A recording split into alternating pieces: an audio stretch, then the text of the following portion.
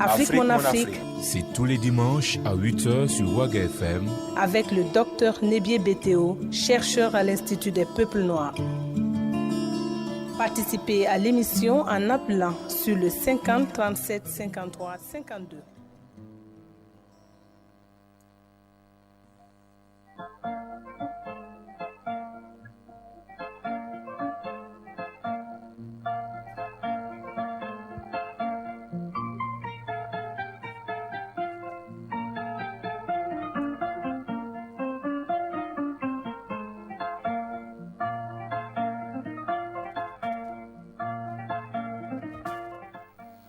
Les conditions du développement africain. Tel est le thème de votre émission Afrique, mon Afrique d'aujourd'hui.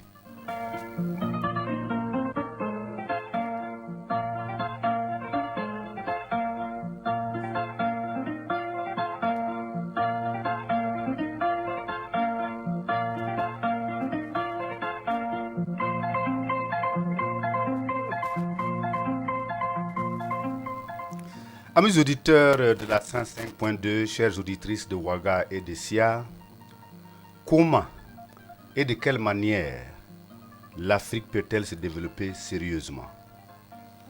Je suis persuadé que beaucoup d'entre vous, sinon chacun et chacune de vous, avez votre opinion, votre chemin, votre meilleure manière. Moi aussi, j'ai des idées très claires sur ce problème.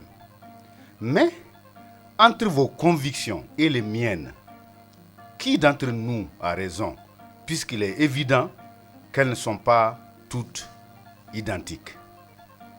C'est là que commence la discussion. Et la meilleure façon de la mener, c'est que chacun d'entre vous expose son point de vue avec le maximum d'arguments pour nous convaincre les uns les autres. Afrique, mon Afrique est fondée sur cette réalité. Il est sûr que si nous sommes honnêtes avec nous-mêmes, il est facile de voir qui a les meilleurs arguments, qui a raison pour ainsi dire. C'est dans cet ordre d'idées que je reçois aujourd'hui un Africain qui vit depuis très longtemps à l'extérieur du continent et qui a ses idées sur la question du développement de notre cher continent. Je reçois au micro d'Afrique, mon Afrique, le jeune frère Djibril Diabaté, ingénieur en robotique et qui vit présentement aux États-Unis d'Amérique. Il va nous expliquer sa vision du problème africain et ses problèmes et les solutions les plus adéquates. Participez nombreux à l'émission en appelant le 50 37 53 52 ou envoyez un SMS au 76 57 37 62. Salia Kone est fidèle aux commandes de la technique.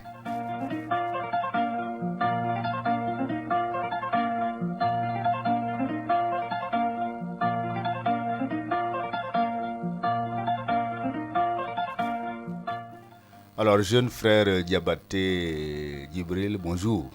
Bonjour. Alors, donc, avant de commencer, pour quand même asseoir nos auditeurs dans de bonnes conditions, il faut qu'ils sachent qui est Djibril Diabaté. Je vous remercie. Mon nom, c'est Diabaté Djibril. Et je suis d'origine de la Côte d'Ivoire et de nationalité américaine, et vivant aux États-Unis. Et je suis un petit ingénieur en robotique. Et avec, il n'y a pas de petit ingénieur, un ingénieur c'est un ingénieur. Enfin, il faut être modeste. Avec la petite expérience que nous avons eue, on a eu la chance quand même de travailler dans beaucoup d'industries, bon, disons à travers le monde, et ça continue, on continue à travailler. Donc voilà un peu. Vous continuez à travailler. Vous vivez aux États-Unis depuis quand pour devenir américain? Bon, je suis là-bas presque 30 ans. Et voilà. Donc, être américain, je crois, ça peut durer 3 ans, 5 ans. Ça dépend si tu remplis les conditions. Voilà un peu. Bah, dites-nous les conditions pour devenir américain. Bon, il faut séjourner aux États-Unis plus de 5 ans ou 5 ans et ne pas violer la loi américaine. Et bon, comme c'est un pays d'immigration, ils ont des lois qui sont en place pour aider les immigrés quand même à devenir citoyens. Parce que si tu vis dans un pays, les Américains considèrent que tu es citoyen du pays. Donc voilà un peu. Mais évidemment, remplir les conditions de la loi, ça veut dire quand même que c'est un pays assez particulier parce que on connaît d'autres pays comme en Occident où tu peux vivre pendant très très longtemps, mais les conditions sont très difficiles. Comment se fait-il qu'aux États-Unis, les gens en soient arrivés à ce niveau-là où ils ont beaucoup plus relax par rapport à la question du jugement des... Bon, l'Amérique, pour nous qui avons aussi connu l'Europe, l'Amérique c'est un pays d'immigration et c'est un pays d'immigration intellectuelle. Donc, lorsque l'Américain sait que tu as une petite valeur qui peut aider leur pays, ils ouvrent la porte aussi pour toi. Donc voilà un peu, ça explique. Ok. Alors donc, nous allons parler aujourd'hui, à votre initiative, des conditions de développement africain. Avant d'arriver à notre sujet dans le vif, nous allons quand même respecter les usages de la maison. Nous avons une sagesse avant de rentrer dans le vif de notre sujet. Et la sagesse d'aujourd'hui est en Nouni. Elle dit « Vonyo voya, aucun voit quoi ?» Ce qui veut dire « Le bras va devant, puis il va derrière. » Le bras va devant, puis il va derrière. Alors Diabaté, c'est vrai que vous vivez depuis longtemps aux États-Unis, mais vous êtes né en Côte d'Ivoire, vous avez grandi là-bas, vous connaissez un peu les traditions. Qu'est-ce que ça évoque dans votre esprit? Le bras va devant et va derrière. Bon, je ne sais pas, je n'ai pas bien compris, mais ce que je vais dire... Quand vous marchez, quand quelqu'un marche, le bras va devant et derrière. Il va derrière. Okay, right. Voilà. Enfin... Qu'est-ce que ça veut dire? Qu'est-ce que ça peut avoir comme idée profonde? Pour moi, l'oiseau, quel que soit où tu es, tu reviens toujours à la maison. Tu reviens toujours à la maison. Voilà, donc, c'est un autre proverbe que vous donnez, la Diabaté. Ok, donc je pense que c'est ça que vous voyez. Ouais. Alors donc, je vais vous aider un peu. Okay. Je crois que cette idée du bras qui va devant puis va derrière montre que l'Afrique n'est pas statique. Comme on le dit, on a toujours dit que l'Afrique ne bouge pas, ce sont les gens qui sont toujours statiques. Mais ils savent très bien que quand tu marches là, pour que tu marches là, quand le bras va devant, puis il va derrière. Ça, c'est un. Deuxièmement, il y a la possibilité que quand quelqu'un fait la force, par exemple, parce qu'il est le plus fort aujourd'hui, on lui dit, attention, le bras va devant, puis il va derrière. Ça veut dire, tu es fort aujourd'hui, mais demain, il y a quelqu'un qui sera plus fort que toi. Fais attention. Donc voilà un certain nombre d'idées. Et le proverbe est inépuisable. On peut avoir beaucoup d'autres idées qui vont dans ce sens, mais en tout cas, les grandes idées, c'est ça. Alors maintenant, nous allons revenir donc à notre sujet. C'est vous qui avez proposé que nous parlions des conditions de développement en Afrique. Pourquoi vous avez estimé, Diabaté Djibril, qu'un sujet comme ça, surtout pour un scientifique important pour l'Afrique? Bon, je vous remercie. Et nous sommes Africains et on aime notre continent, on veut le développement de notre continent. Et on vit à l'extérieur, donc on se dit, mais tout ce que nous voyons à l'extérieur, on veut aussi que ça se passe chez nous. Tout ce qui est bon à l'extérieur, on veut que ça se passe chez nous. Donc un peu, je pense que le sujet primordial aujourd'hui en Afrique, au XXIe siècle, alors je crois que c'est le développement. La pauvreté, et il faut chercher comment il faut aider la population. La dépasser, voilà, il faut dépasser la pauvreté. Ouais, voilà, donc je trouve qu'aujourd'hui en Afrique, c'est le seul sujet qui doit primer sur tout ce que nous faisons par jour. Voilà un peu. Mais est-ce que ce n'est pas aussi dû au fait que vous êtes à l'étranger? Et quand on est à l'étranger, on a un autre regard sur son propre... Je vais vous couper là-bas. Moi, j'ai la chance. Depuis que je suis à l'étranger, chaque année, moi, je viens en Afrique.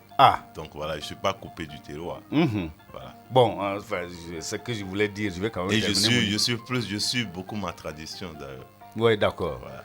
Bon, donc ce que je voulais dire, je vais dire que quand les moussis, pour parler comme ça entre griffes, de façon amusante, se retrouvent en Côte d'Ivoire, ce sont les moussis de Côte d'Ivoire souvent qui aiment plus même le Burkina Faso que les moussis qui sont à Ouagadougou ici. Ça veut dire que quand on est loin de chez soi, effectivement, on a la nostalgie, on a cette envie, on voit les valeurs Mais quand tu es à l'intérieur tous les jours, bon, ça devient tellement la routine, tu ne te rends plus compte effectivement de ce qu'on a comme valeur. C'est ça. Je crois qu'il y a cette idée aussi.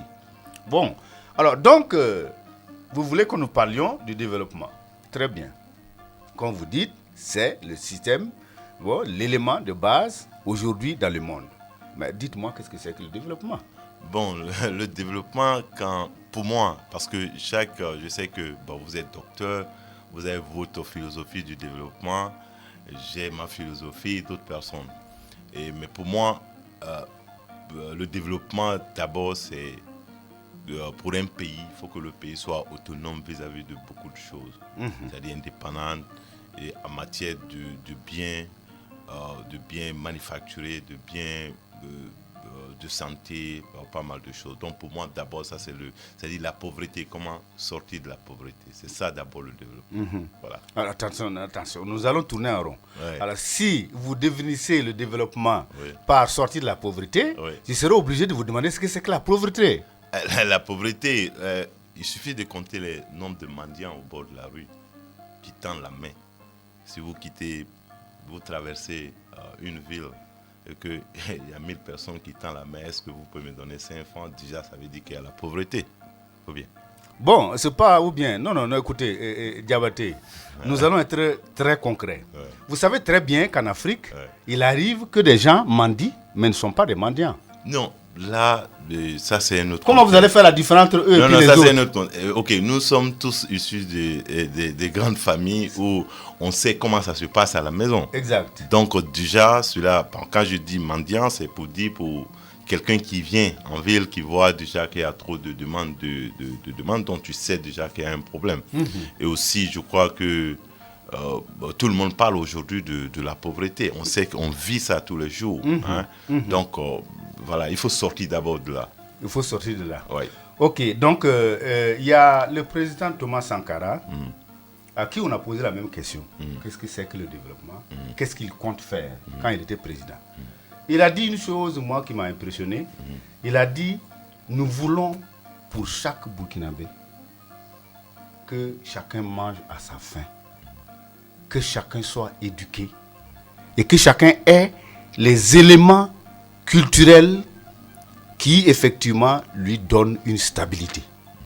Que pensez-vous d'une définition de ce genre? Est-ce que vous êtes d'accord avec cette... Bon, je crois que c'est la même chose parce que avoir une stabilité, soit autonome vis-à-vis de beaucoup de choses, ça veut dire que vous n'allez pas tendre la main. Donc, ça revient toujours. Bon, là, vous tenez vraiment à votre main. Non, je fais une loi de relativité. Tu vois, quand le A est en relation avec le B, donc le B est en relation avec le C, donc ça veut dire que le C est en relation avec le A. Ça, c'est de la mathématique. Non, en fait, pour dire que la pauvreté, comment chasser la pauvreté. Voilà un peu. C'est comment chasser la pauvreté. Voilà. Donc, pour vous, le développement, c'est comment chasser la pauvreté. C'est ça. Bon, si vous voulez bien, nous pourrons revenir par les détails par rapport à un certain nombre de concepts. Il y a des gens qui pensent que le premier développement, c'est d'abord manger à sa faim. Si tu n'as pas mangé, si tu as faim, tu n'es pas libre. Et Sankara l'a dit aussi, un homme qui a faim n'est pas un homme libre. Mais un homme qui mange à côté d'un homme qui a faim n'est pas libre aussi. Pourquoi? Il va t'attaquer. Au bout d'un certain moment, quand l'homme arrive à un moment où effectivement il ne peut plus contrôler sa faim, il n'est plus un homme, il devient un animal. Donc la faim, c'est un problème primordial. Or, justement, quand nous revoyons le développement en Afrique, là, on ne met pas ça en tête. Et comme vous, là, vous parlez d'industrialisation. Il faut manger d'abord. Bon, on ne peut, je comprends ça. Tu sais qu'en Afrique, on a des terres. Je prends l'exemple de la Côte d'Ivoire. Il pleut nuit et jour, mais la Côte d'Ivoire ne suffit pas. Donc, voilà, donc pour te dire que tant qu'on ne sort pas du stade primaire pour aller à une mécanisation de notre agriculture, on ne peut pas s'autosuffire. Donc voilà un peu, c'est ce que ça explique. Donc encore, il faut revenir encore à l'industrialisation. À l'industrialisation, c'est vrai qu'il faut s'industrialiser. Bon, mais évidemment, il faut savoir l'industrialisation, pourquoi. C'est ça qui est effectivement, que vous êtes en train de dire, qui est important. Bon, l'industrialisation pour cultiver, ok, ça marche, mais il y a un élément sur lequel peut-être moi je souhaiterais on s'apaisantisse un peu, c'est l'éducation. Parce que l'éducation que nous avons reçue, chacun d'entre nous ici, c'est cette éducation qui a été en même temps celle... je crois que mon micro est un peu défaillant. L'éducation que nous avons reçue a été l'éducation qui a été imaginée par le colonisateur. Mais c'est cette éducation que nous continuons jusqu'à aujourd'hui. Est-ce que vous ne pensez pas qu'il y a un problème ici? Bon, voilà un peu, il n'y a pas de problème. Parce que je pense que le colonisateur, d'abord, moi j'ai toujours dit que le premier mal de l'Afrique, c'est les intellectuels africains. Parce que, est-ce que, comme on a toujours dit, l'Africain qui allait, comme vous êtes docteur, vous êtes allé à l'école en Europe, vous avez une expérience européenne, mais vous avez oublié vos traditions. Vous êtes allé copier directement la tradition européenne, mais vous n'êtes pas allé copier le savoir-faire des Européens. Donc, voilà un peu, c'est ce qui explique aujourd'hui même le grand retard de l'Afrique. Le fait que nos intellectuels, ils ont copié seulement le côté traditionnel de l'Européen, mais sans copier le côté savoir-faire de l'Européen. Mais ça, c'est la faute de qui? Dans la mesure où c'est l'éducation qui nous formate. Quand on peut parler comme vous. Est-ce que le premier problème, ce n'est pas de changer l'éducation? Bon, le système éducatif. Non, ok, si je dis changer l'éducation, bon, c'est vrai, mais changer l'éducation, ça veut dire qu'on doute de votre intellectualisme. Parce que vous avez été déjà formé.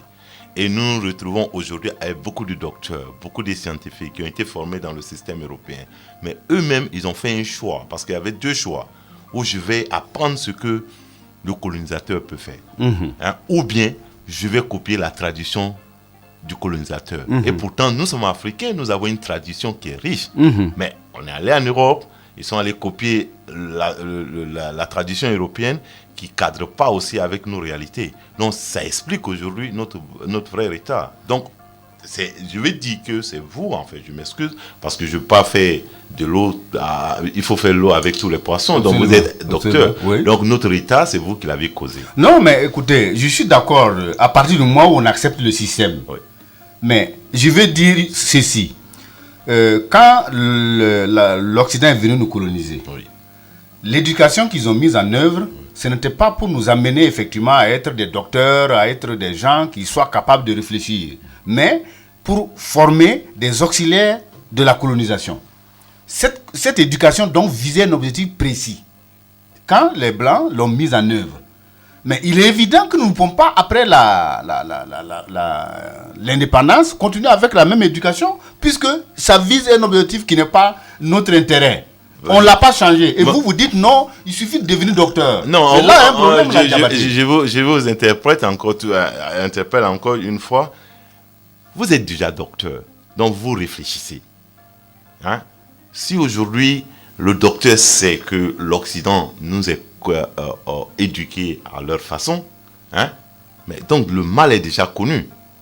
Donc c'est à vous maintenant de changer le système, de voir maintenant comment le système éducationnel peut être changé. Oui, mais voilà. Là il faut que je sois le président de la République ou le ministre de l'éducation, ou en tout cas quelqu'un qui est capable d'avoir accès effectivement au rouage moi je me suis toujours opposé à ça.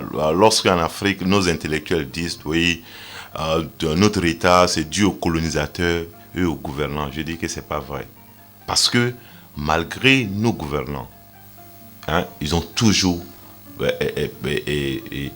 envoyé des étudiants à l'école à l'extérieur. Le colonisateur, si l'Afrique devait coloniser l'Europe, on allait imposer autre loi peut-être plus sévère que ce que l'Europe nous impose. Mais l'Europe nous a donné l'arme nécessaire de combattre, c'est-à-dire l'intellectualisme. Maintenant, si nous-mêmes on allait voler leur tradition, hein, si je vous demande tout à l'heure d'attacher une cravate, mais ça serait à la seconde vous allez attacher. Mais quand je vais vous dire, mais pourquoi votre portable reste toujours européen, vous n'allez pas expliquer ça. Parce que vous étant intellectuel, vous posez la question, comment il faut faire le portable? Donc voilà un peu. Donc vous êtes allé copier la tradition européenne, mais pas le savoir-faire des Européens. C'est ce qui explique aujourd'hui notre pauvreté. Donc, ne mettons pas ça au compte des gouvernants, ne mettons pas ça au compte du colonisateur, alors il faut s'accuser soi-même. Bon, je suis d'accord qu'il faut s'accuser soi-même. Encore faut-il savoir exactement comment marche le mécanisme. Je vais dire ceci, l'éducation, c'est un État organisé qui donne l'éducation à ses enfants. Par exemple, quand l'Afrique n'était pas colonisée, nous avions une façon d'éduquer nos enfants. Et en visant un objectif. Et les gens, effectivement, préférablement vont dans le sens de l'éducation qui leur a été donnée. C'est un peu comme un enfant qui naît aujourd'hui. Vous Diabaté, aujourd'hui, si votre enfant naît, on met immédiatement cet enfant là entre les mains des Chinois, mais cet enfant ne parlera que du chinois. Non, docteur. Attendez que je termine. Attendez que la parole, c'est pas de la sauce, je ne vais pas manger, vous laisser. Donc, je dis que un système éducatif vise un objectif. Oui. Et cet objectif-là, c'est l'élément qui va être le plus atteint, c'est-à-dire en pourcentage. C'est vrai qu'il y a toujours des petits trucs, des petites proportions qui peuvent ne pas aller dans le sens. Donc, quand vous voulez atteindre un objectif, vous mettez en place un logiciel qu'on appelle l'éducation, avec les objectifs bien clairs, si bien que quand vous posez une question, on donne la réponse à laquelle il faut s'attendre. Quand quelqu'un vient mettre à votre place un système éducatif, mais les quelques personnes qui prennent conscience, moi j'imagine que j'ai pris conscience, mais je parle à la radio, qu'est-ce que ça a d'abord, combien de personnes m'entendent? Combien de personnes perçoivent ce que je dis? Et en quoi ce que moi je dis là peut transformer la société burkinabé qui est de 17 millions d'habitants, certains disent 16 millions d'habitants. Ça veut dire donc que si c'était l'éducation, ce que je dis là était dit à l'école primaire, c'est dit dans tout le pays, tous les enfants apprennent ça. Mais nous avons accepté de garder le système éducatif colonial. Et vous dites, Diabaté, non, c'est ma faute à moi. Oui, si effectivement les choses ne changent pas, si le pays est pauvre. Bon, docteur, je vais vous interpréter encore. Allez-y. Les intellectuels africains, ils ont été d'abord complices des colonisateurs, ils sont aussi complices des pouvoirs en place. Donc c'est vous qui êtes toujours au centre du débat. Donc si le système éducationnel doit être changé, c'est vous qui devez proposer ça à l'État. Donc vous n'avez pas pris vos responsabilités. Si on propose attends, moi je vous dis, moi-même, je suis directeur d'éducation de Global Tech aux États-Unis. Global Tech. Voilà, qui est un collège technique dont je suis le directeur d'éducation. Et j'ai toujours dit que l'éducation de notre système éducationnel doit changer, doit se baser sur les technologies que sur les systèmes académiques que nous connaissons. Mais est-ce que vous qui êtes docteur, il y a plusieurs docteurs comme vous, plusieurs scientifiques comme vous, mais est-ce que vous ne réfléchissez pas que cela doit se faire et vous allez attendre l'État? L'État n'a jamais dit, parce qu'on n'a jamais vu ni un colonisateur avec chicole pour dire c'est comme ça, tu dois être éduqué, ou le gouvernement en place pour dire voilà, c'est ce que l'éducation, c'est cette route l'éducation doit prendre. Et moi j'ai un fils, j'ai dit à mon fils il doit sortir un ingénieur. Peut-être il va à l'école pour sortir ingénieur. Donc voilà un peu. Donc encore, vous êtes encore au centre le problème encore, c'est toujours les intellectuels. Je suis d'accord que Diabaté et moi, on ne va pas s'entendre sur ce sujet précis parce qu'on n'aborde pas le problème au même niveau. Vous l'abordez actuellement. Oui. Moi, je dis que la situation actuelle là est la conséquence d'un certain nombre de démarches et que c'est à la base qu'il faut changer. C'est là la grande différence qu'il y a entre vous et moi. Non, il n'y a pas de différence. Parce que quand on est aujourd'hui, ça fait 50 ans que bon nombre de pays africains sont indépendants. Mais est-ce que ce n'est pas les intellectuels aujourd'hui qui nous disent que non, nous ne sommes pas des pays indépendants? Mais alors que, est-ce que ce n'est pas les mêmes intellectuels qui vont chaque année fêter l'indépendance, les 50 ans? Chaque année, toi, tu étais à une fête d'indépendance, fêtant. Donc, pourquoi aujourd'hui vous allez me dire que encore... Moi, je n'ai jamais fêté, je n'ai jamais voté. Non, là, docteur, là, vous ne faites pas. Vous avez toujours fêté. C'est-à-dire, je veux dire que, les intellectuels doivent prendre leurs responsabilités vis-à-vis. Je vais te donner un exemple. Bon, d'abord, on vous voit ici, à Afrique, mon Afrique, on vous voit le docteur. Je m'excuse, docteur. Je m'excuse, docteur. Okay. C'est ça, je m'excuse. Voilà, excusez-moi, docteur. Ouais, allez-y, allez-y. Donc, je m'excuse. Oui. Et non, je vais dire... non, je vais dire que les intellectuels sont toujours au centre du débat. Je suis d'accord, de notre pauvreté. mais à quel niveau? Mais à tous les niveaux, parce que c'est vous qui devez réfléchir à la place d'une population analphabète.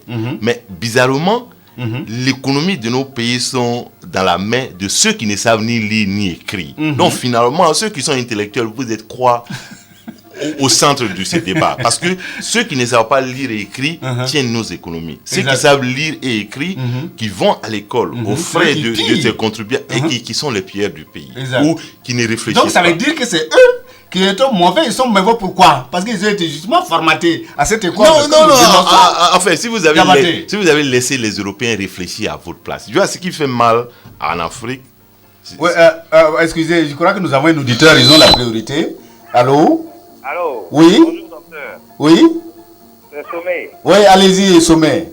Oui. Bon, alors, je crois que vous êtes en train de dire la même chose, mais vous n'arrivez pas à vous comprendre là. Bon, expliquez-nous là, mettez-nous d'accord là, Sommet. Voilà, je veux dire que ce que... Diabaté. Voilà, ce que d'abord vous dites là, c'est parfaitement vrai. C'est-à-dire que l'éducation doit commencer au sommet pour pouvoir descendre à la base. Les décisions viennent d'en haut là. Ouais, c'est ça. Voilà, pour régimenter, pour réglementer une société dans son mode de pensée, les décisions viennent d'en haut. C'est ça. Malheureusement, ce n'est pas le cas en Afrique aujourd'hui. On prend les mauvaises décisions. Enfin, on ne prend même pas de décisions puisqu'on continue simplement de faire comme pendant la colonisation. C'est les mêmes systèmes qui continuent de perdurer et c'est des systèmes qui sont suicidaires pour nous, bien entendu. Ça, nous le savons. Oui. Ce que M. Diabaté aussi dit, il y a une part de la responsabilité des intellectuels africains, puisque les intellectuels africains ont été envoyés dans l'Europe, à l'école occidentale, comme dans l'étrange destin de Wangrand, je ne sais pas c'est dans quel... où la Grande Royale l'a dit. On est allé pour voler les secrets du blanc pour venir... Voilà, il faut aller là-bas pour apprendre à lier le bois au bois. Mais nous avons les hommes, comme M. Diabaté le dit, ils sont plutôt aux États-Unis, en France, partout. Les grands intellectuels vivent simplement en Europe. Même l'a dit, ça fait 30 ans qu'il vit aux États-Unis. Bon, maintenant, tout ça veut dire qu'il y a la fuite des intellectuels, parce que le cadre colonial que nous maintenons ne permet pas à ces hommes-là de venir servir leur continent. Exactement. Tout simplement, vous avez beau être diplômé, pour entrer ici, on vous demande votre position idéologique. Exact. Vous n'êtes pas du régime, mais vous êtes craquant comme vous voulez, vous n'aurez pas de place pour travailler. Oui, pour travailler. Voilà, donc l'Occident fait en sorte que justement, les cerveaux africains qui peuvent servir leur pays ne puissent pas le faire. C'est au sommet, c'est aux hommes politiques même de renverser la vapeur. Ils ne peuvent pas le faire. Ils ont les mains liées par l'Occident. Mais voilà, que voulez-vous que les Africains fassent? Oui. Bon, maintenant, la question que moi je veux poser à M. Diabaté. Oui. Qu'il soit concret maintenant. Il a trouvé le problème, vous avez tout compris le problème. Quelle est sa proposition concrète pour que les Africains puissent former un bloc autour d'une certaine idée scientifique de l'Afrique? Enfin, voilà. Voilà, c'est ça. Ok. Il faut s'organiser et puis mettre la pression sur les gouvernements pour qu'ils changent la donne. C'est ça. Ça doit être concret à ce niveau. Ok. Sinon, nous tous, on est d'accord avec lui qu'il faut faire quelque chose. C'est ça. Comment on commence? Voilà. Ok, je lui pose la question, Diabaté. Concrètement, quelle est la proposition que vous faites pour justement trouver une solution à ce problème qui cause dont vous dénoncez les intellectuels pour... Bon, je remercie le frère qui vient d'intervenir. Bon, moi, ce que je proposais d'abord, les intellectuels doivent faire un bloc. Faire un bloc. Voilà, un bloc d'abord de concertation permanente. Et essayer comment vous allez réussir à les mettre ensemble? Bon, c'est que les intellectuels qui sont en Afrique, souvent ne facilitent pas l'intégration de ceux qui arrivent de l'extérieur. Ça, c'est un problème. C'est ça. Donc déjà, avant que nous appelons la diaspora de rentrer, vous qui êtes ici, il faut que vous sortez de tout pour dire, voilà, écoute, laissons les jeunes frères qui sont à l'extérieur de venir nous aider. Là, en ce moment, vous allez voir les cadres venir. Mais quand moi je viens travailler ici, par exemple, je travaille sous vous, vous êtes la première personne à mettre le pied sur moi. Donc voilà un peu, donc ça explique que ceux qui sont à l'extérieur ne veulent pas venir. Donc c'est ça d'abord. Voilà. Mais une fois cela est fait, parce que on a vu dans l'histoire, l'Italie s'est développée que par sa diaspora. C'est la diaspora italienne qui a développé l'Italie. Donc on a beaucoup d'intellectuels africains dehors qui peuvent rentrer. Et je pense que les intellectuels africains sont, leur pouvoir d'achat est estimé à près de 700 milliards, si je ne me trompe pas, d'après Kenneth Konta. À 700 milliards. Donc 700 milliards déjà du dollar, donc ça fait beaucoup d'argent quand même pour aider l'Afrique. Mais il faut que l'Africain intellectuel en Afrique change aussi. C'est dire, voilà, nous devons rester la route et laisser ces jeunes frères rentrer. Venir. Voilà. Bon, en tout cas, c'est pas tout, mais en tout cas, il y a beaucoup de choses. Les auditeurs commencent à réagir. Hein. Nous avons déjà reçu 3 SMS, je ne sais pas si je vais pouvoir tout lire. Il y a un qui dit, bonjour docteur, le développement de l'Afrique me paraît une chimère, car les institutions imposées à l'Afrique bloquent son développement et sa prospérité. C'est Traoré Drissa qui dit ça. Bon, moi je vais lui dire que cela n'est pas tout à fait juste. Parce que on dit à des gouvernants en place qu'ils sont des dictateurs. Ben, je vais vous expliquer. Un dictateur qui est au pouvoir, il cherche le développement de son pays. Ah bon? Voilà. Quel que soit le dictateur, tu verras aucun dictateur, pas que je suis pour la dictature, mais je le dis. On a vu Mao Tse-tung, quand la Chine importait du riz depuis le Vietnam. Mais quand il a imposé en disant à partir d'aujourd'hui, alors vous consommez du riz. Alors je ne vais plus voir quelqu'un importer du riz ici. Résultat, c'était quoi? Après 5 ans, 6 ans, ils avaient du riz et ils n'avaient même pas d'espace pour pouvoir stocker le riz. Donc pour dire que... Mais Mobutu, je vous prends un contre-exemple. Mobutu était un dictateur. C'est lui qui a pillé tout l'argent, son budget était pratiquement équivalent à la dette de la je vais vous expliquer aussi ça. Le Zaïre, c'est un pays où il y a beaucoup d'intellectuels. Mais c'est les intellectuels zaïrois. Une grande partie, c'est d'abord spécialisé dans la facilité, dans la danse. Donc finalement, le pouvoir en place va jouer de ça. C'est ça. C'est tout. Parce que je vais vous expliquer. Je prends un exemple. Un intellectuel africain, je suis obligé de généraliser parce que c'est une grande majorité. Est-ce que vous êtes là aujourd'hui avec un cellulaire en main? Et 15%, je vais vous donner 15% de la population africaine seulement vivent avec l'électricité. 40% ont un portable à la main. Donc, vous avez vu le développement des cellulaires. Bon, ça c'est un développement qui s'est passé tout de suite là.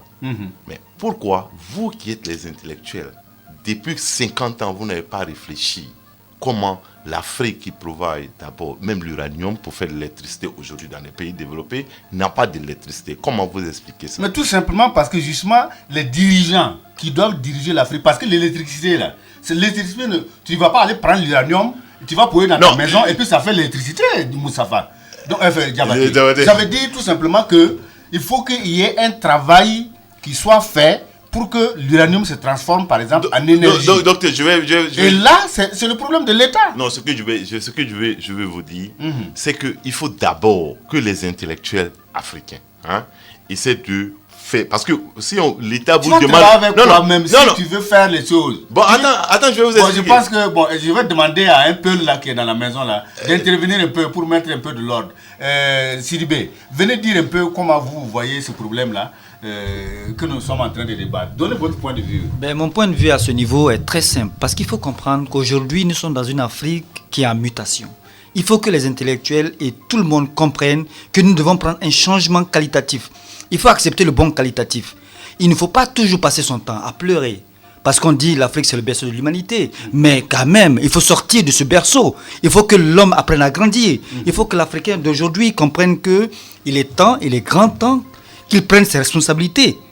Si nous passons tout le temps à condamner l'Occident, à condamner nos gouvernants, et nous-mêmes qui sommes allés à l'école, qui avons des diplômes, qui avons appris beaucoup de choses, nous ne voulons pas mettre en pratique réelle ce que nous avons appris, c'est que nous faisons faux bond au développement de l'Afrique. Il faut qu'on comprenne à partir d'aujourd'hui que ceux qui sont allés à l'école, il faut qu'ils s'unissent pour mettre en pratique ce qu'ils ont appris. Vous rejoignez un peu Diabaté et puis vous êtes totalement irréaliste. Je vous donne un seul exemple. Allez-y. Moi, je suis docteur en linguistique. Oui. J'ai fait la linguistique en 1982. Je suis rentré docteur. D'abord, quand je suis rentré dans le service, le document que j'ai écrit de la langue que j'ai étudiée, qui est la langue qui n'était pas écrite, ces documents n'ont jamais été publiés par mon service. Je ne vais pas frapper le directeur pour ça.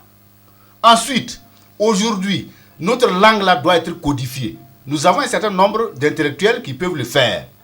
Mais pour les réunir là, et puis adopter l'alphabet, les règles de transcription là, on n'arrive pas. Ça c'est un. Deuxièmement, je suis le seul docteur dans notre zone linguistique.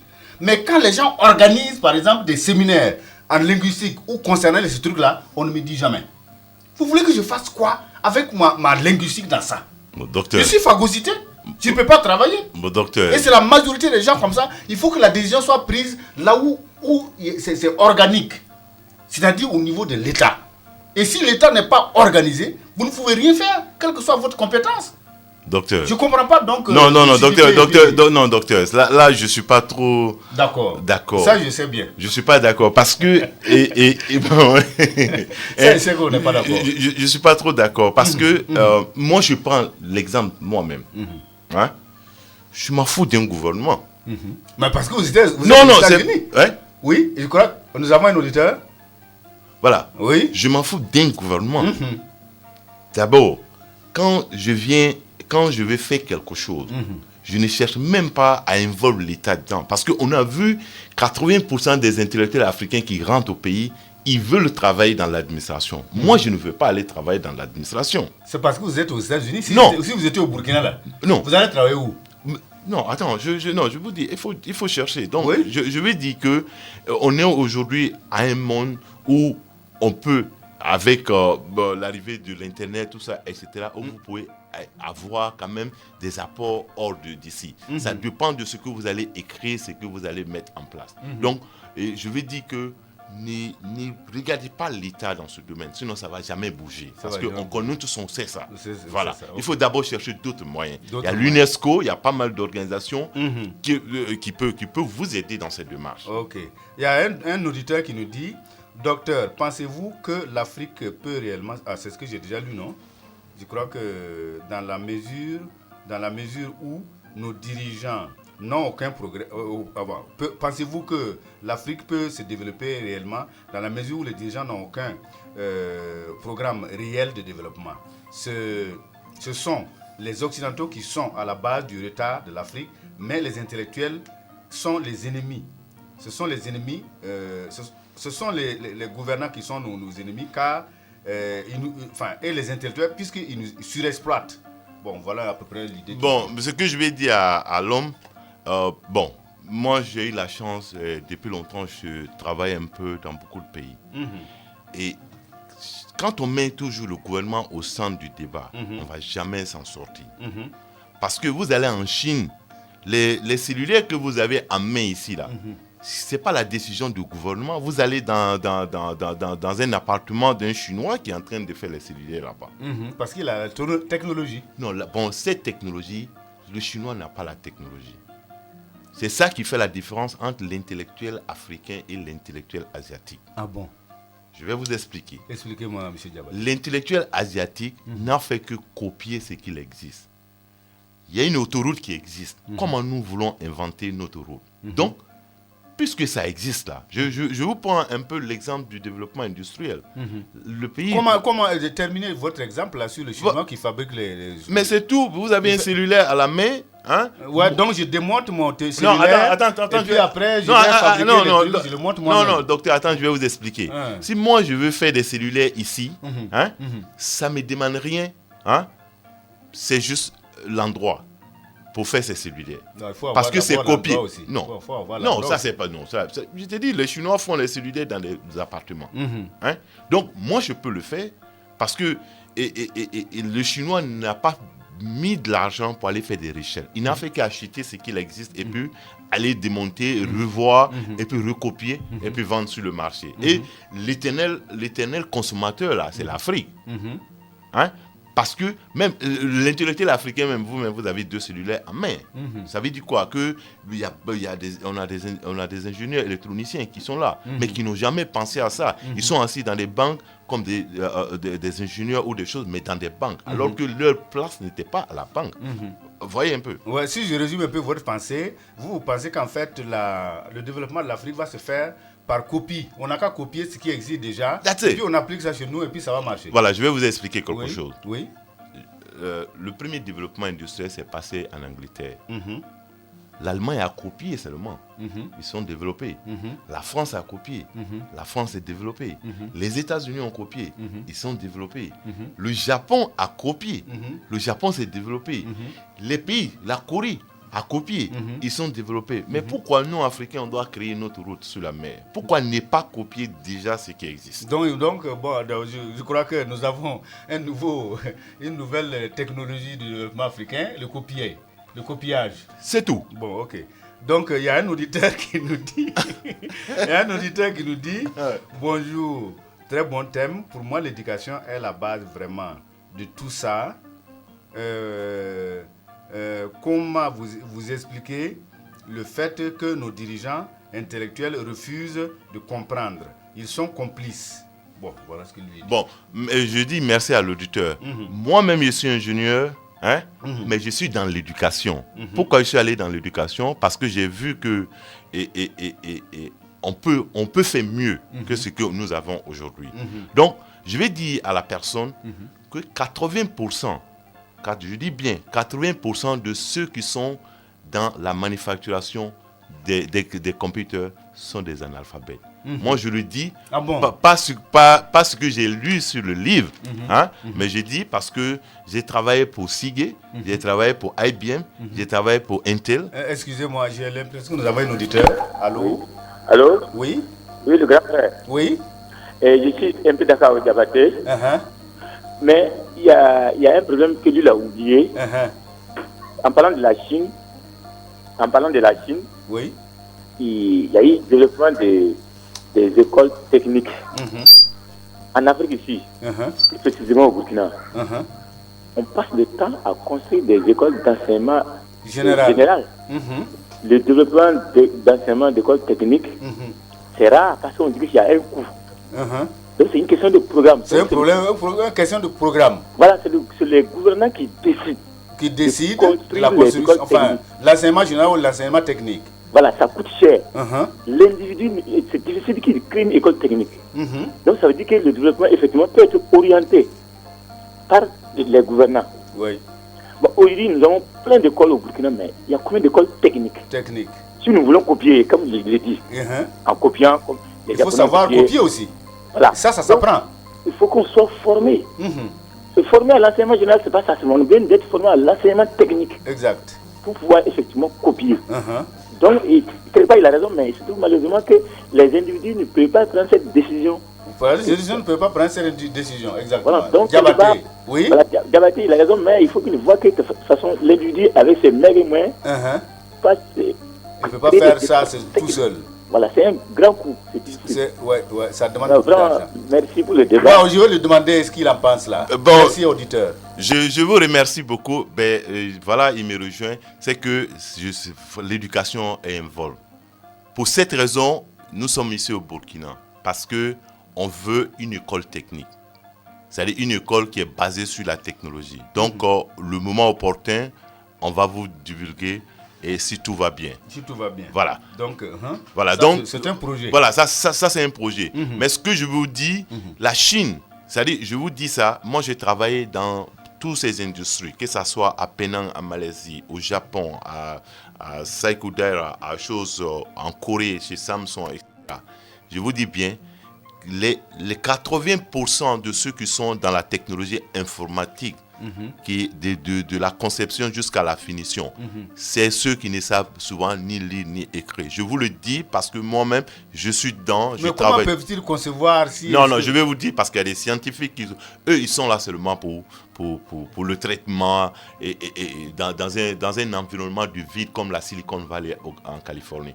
Donc, je vais dire seulement, lorsque vous avez un seul intellectuel, parce qu'on a tendance à dire, quand tu mets un intellectuel dans un village, le village devient un village riche. Mais quand tu mets 1000 analphabètes dedans, le village demeure toujours pauvre. Mais ce qui nous manque, c'est que nos intellectuels eux-mêmes, moi je suis allé à l'école avec des amis qui sont ingénieurs électriciens, mais qui n'arrivent pas jusqu'à aujourd'hui à m'expliquer même la différence de voltage. Donc ça veut dire quoi? Qu'ils ont oublié ce qu'ils ont appris parce qu'eux-mêmes, ils ont souhaité aller travailler dans un bureau. Donc ils sont dans les bureaux.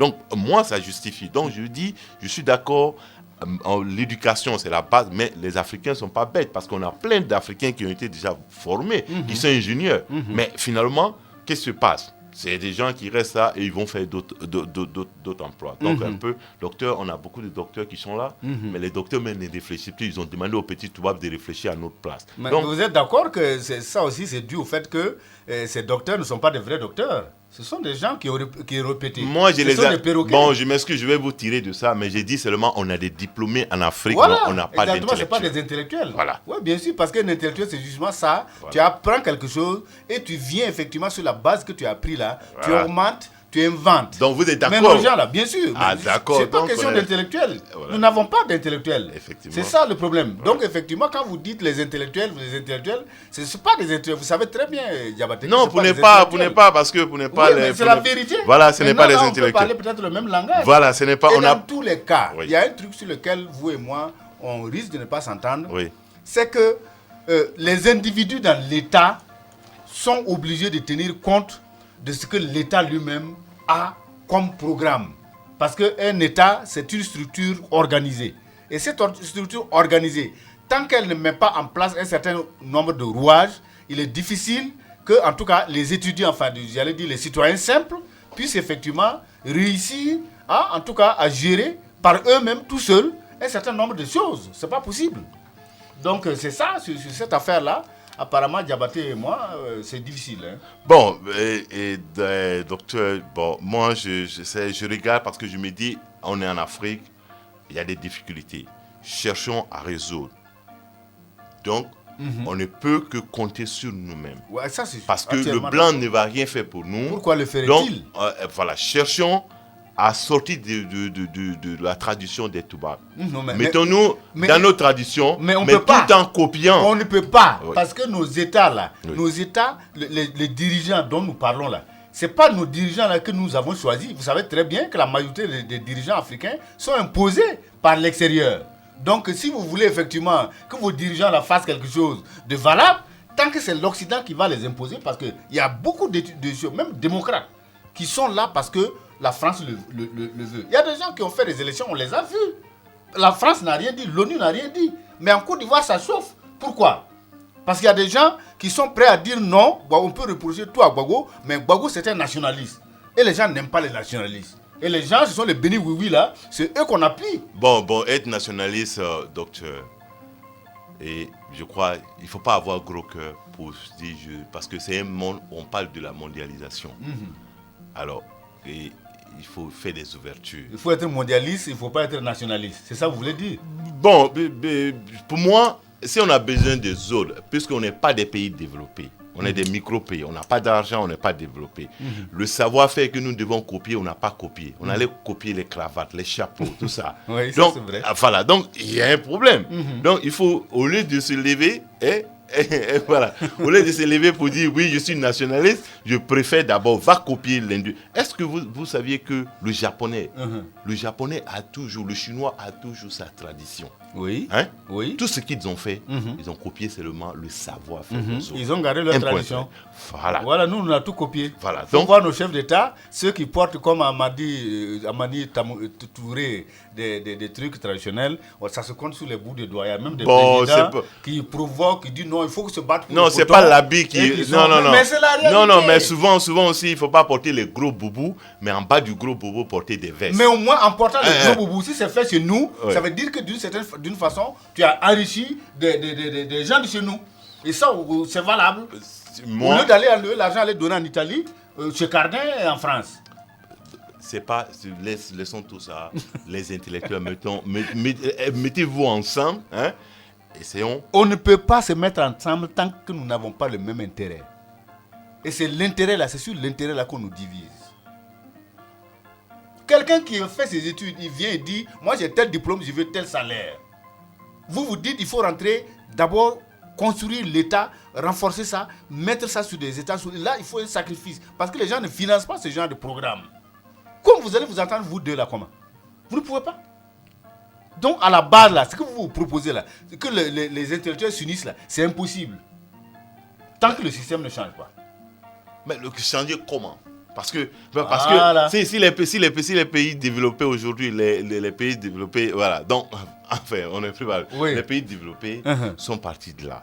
Donc, nous pouvons partir de là. Bien aussi. sûr. Donc, il faut se mettre ensemble pour ça, le développement. Contrairement à vous, il nous faut des dirigeants nationalistes. Parce que nos intellectuels.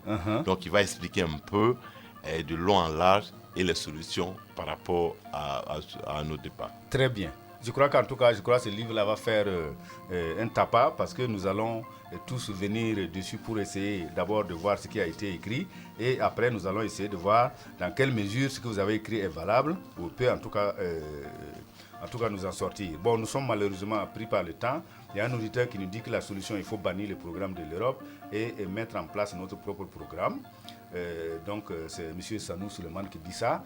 Bon, évidemment, le débat est ouvert. Le livre de Diabaté et autres sera là sur le terrain dans peu de temps. Nous sommes à la fin de l'émission. Je vous donne la citation de Hermès Trismégistus pour terminer. Au 1.6, il dit « J'ai traversé les âges pour découvrir le secret de ceux qui m'entourent et les voir goûter à la coupe de la mort pour ensuite renaître à la vie. » Fin de citation. Nous sommes à la fin de notre émission. Je remercie M. Diabaté. Je lui souhaite un bon retour aux États-Unis, qu'il continue à travailler en tout cas pour le développement de l'Afrique. Je remercie M. Sidibé. Je remercie aussi Roger qui les a accompagnés. Cette émission va être diffusée à 21h. Je donne rendez-vous à tout le monde la semaine prochaine. Au revoir.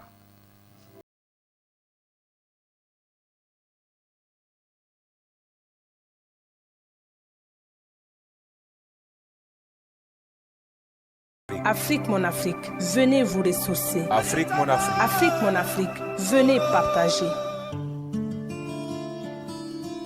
Afrique, mon Afrique. C'est tous les dimanches à 8h sur Waga FM. Avec le docteur Nebié Bétéo, chercheur à l'Institut des peuples noirs. Participez à l'émission en appelant sur le 50 37 53 52.